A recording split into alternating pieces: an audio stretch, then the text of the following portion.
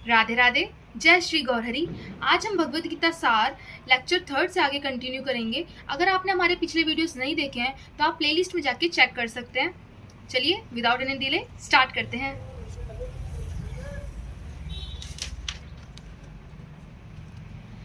ईश्वर अर्थात परम श्री भगवान की स्थिति परम चेतना स्वरूप है। जीव भी ईश्वर के अंश होने के कारण चेतन है। जीव तथा भौतिक प्रकृति दोनों को प्रकृति अर्थात बताया गया है, किंतु इन दोनों में से केवल जीव चेतन है, दूसरी प्रकृति चेतन नहीं है। यही अंतर है। इसलिए जीव प्रकृति उत्कृष्ट कहलाती है, क्योंकि जीव भगवान जैसी चेतना से युक्त है। लेकिन भगवान की चेतना परम चेतना है और किसी को ये दावा नहीं करना चाहिए कि जीव भी परम चेतन है।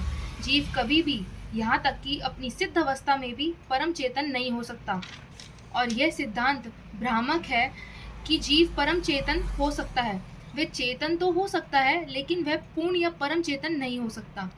जीव तथा ईश्वर में अंतर श्रीमद् भगवद गीता के 13वें अध्याय में बताया जाएगा।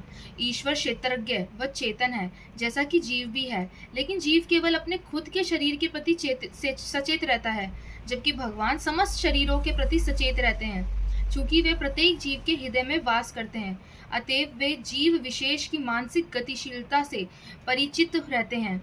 हमें यह नहीं भूलना चाहिए। यह भी बताया गया है कि परमात्मा प्रत्येक जीव के हृदय में ईश्वर नियंता के रूप में वास कर रहे हैं और जैसा जीव चाहता है वैसा करने के लिए निर्देशित करते रहते हैं। जीव भूल जाता है कि उसे क्या करना है। पहले तो वह किसी एक विशेष विधि से कर्म करने का संकल्प करता है, लेकिन फिर वह अपने ही कर्म की क्रियाओं और प्रतिक्रियाओं में उलझ जाता है।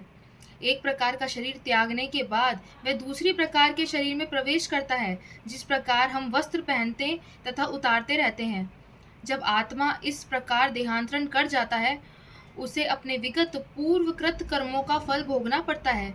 ये कार्यकलाप तभी बदल सकते हैं जब जीव सतोगुण में स्थित हो और यह समझे कि उसे किस प्रकार के कर्म करने चाहिए। यदि वह ऐसा करता है तो उसके विगत पूर्वकृत कर्मों के सारे फल बदल सकते हैं। फलस्वरूप कर्म शाश्वत नहीं है। इसलिए हमने यह कहा कि पांचों ईश्वर, जीव, प्रकृति, काल तथा कर्म में से चार शाश्वत हैं, जबकि कर्म शाश्वत नहीं है। परम चेतन ईश्वर जीव से इस प्रकार से समान है। श्री भगवान तथा जीव दोनों की चेतनाएं दिव्य हैं। ऐसा नहीं है कि यह चेतना पदार्थ के संयोग से उत्पन्न होती है। ऐसा विचार भ्रांति मूलक है। श्रीमद् भगवद गीता इस सिद्धांत को स्वीकार नहीं करती कि चेतना विशेष परिस्थितियों में पदार्थ के संयोग से उत्पन्न होती है। ये चेतना भौतिक परिस्थितियों के आवरण के कारण विकृत रूप से प्रतिबिंबित हो सकती है। जिस प्रकार रंगीन कांच से परावर्तित प्रकाश उसी रंग का प्रतीत होता है, परंतु भगवान की चेतना भौतिकता से प्रभावित नहीं होती। भगवान श्री कृष्ण कहते हैं, मया दक्षेण प्रकृतिः। जब वे इस भौतिक जगत में अवतरित होते हैं तो उनकी चेतना पर भौतिक प्रभाव नहीं पड़ता। यदि वे इस तरह प्रभावित होते तो वे दिव्य विषयों के संबंध में उस तरह बोलने के अधिकारी न होते जैसा कि वे श्रीमद् भगवद गीता में बोलते हैं। भौतिक कलमशग्रस्त चेतना से मुक्त हुए बिना कोई दिव्य जगत के विषय में कुछ नहीं कह सकता। अतः भगवान भौतिकता से कलुषित नहीं है, परंतु हमारी चेतना अभी भौतिक कलमश से दूषित है। श्रीमद् भगवद गीता शिक्षा देती है कि हमें भौतिकता से कलुषित इस चेतना को शुद्ध करना है। शुद्ध चेतना होने पर हमारे सारे कर्म ईश्वर की इच्छा से जुड़ जाएंगे और इससे हम सुखी हो जाएंगे। ऐसा नहीं है कि हमें अपने सारे कार्य बंद करने पड़ेंगे, अपितु हमें अपने कर्मों को शुद्ध करने और परिष्कृत कर्म भक्ति कहलाते हैं। भक्ति में किए गए कर्म सामान्य कर्म जैसे प्रतीत होते हैं, किंतु वे कलुषित नहीं होते। एक अज्ञानी व्यक्ति भले ही भक्त को सामान्य व्यक्ति की भांति कर्म करते देखे, किंतु ऐसा अल्पज्ञानी मूर्ख यह नहीं जानता कि भक्त या भगवान के कर्म अशुद्ध चेतना या पदार्थ से कलुषित नहीं होते। वे माया के 3 गुणों से परे होते हैं।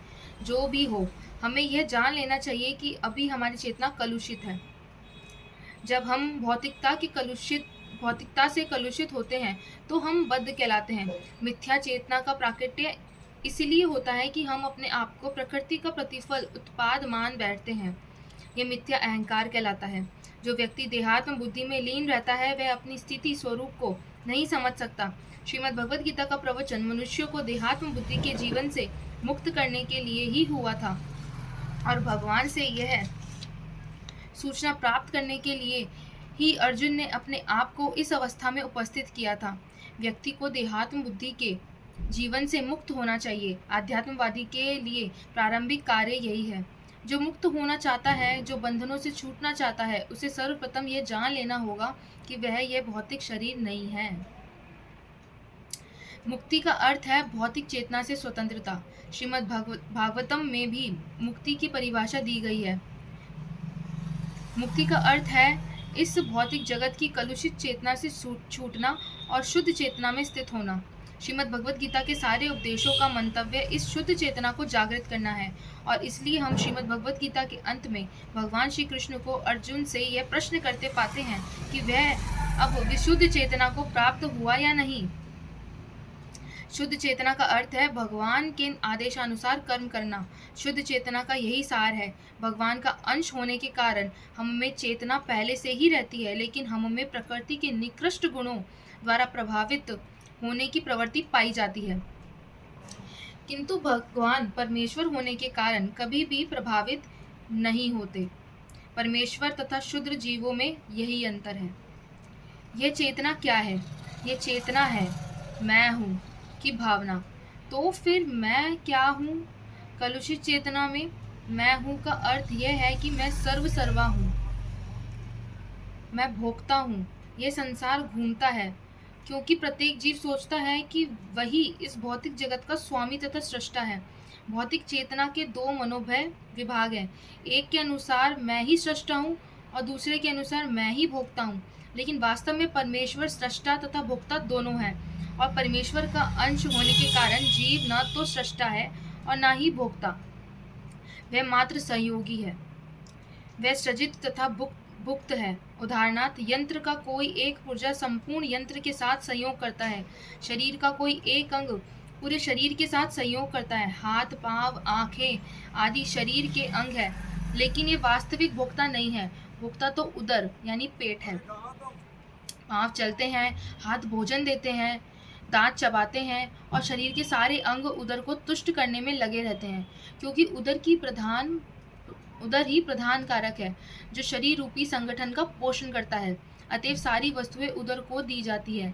जड़ को सींचकर वृक्ष का पोषण किया जाता है और उदर का भरण करके शरीर का पोषण किया जाता है, क्योंकि यदि शरीर को स्वस्थ रखना है तो शरीर के सारे अंगों को उदर पूर्ति में संयोग देना होगा।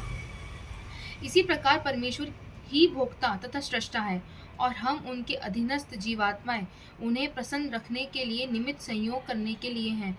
इस संयोग से हमें लाभ पहुंचता है, ठीक वैसे ही जैसे उदर द्वारा ग्रहित भोजन से शरीर के सारे अंगों को लाभ पहुंचता है। यदि हाथ की उंगलियां यह सोचे कि वे उदर को भोजन न देकर उसे स्वयं ग्रहण कर ले तो उन्हें निराश होना पड़ेगा। सृजन तथा भोग के केंद्र बिंदु परमेश्वर है और जीव उन्हें संयोग करता है। संयोग के द्वारा वे भोग करते हैं। यह संबंध स्वामी तथा दास के संबंध जैसा भी है।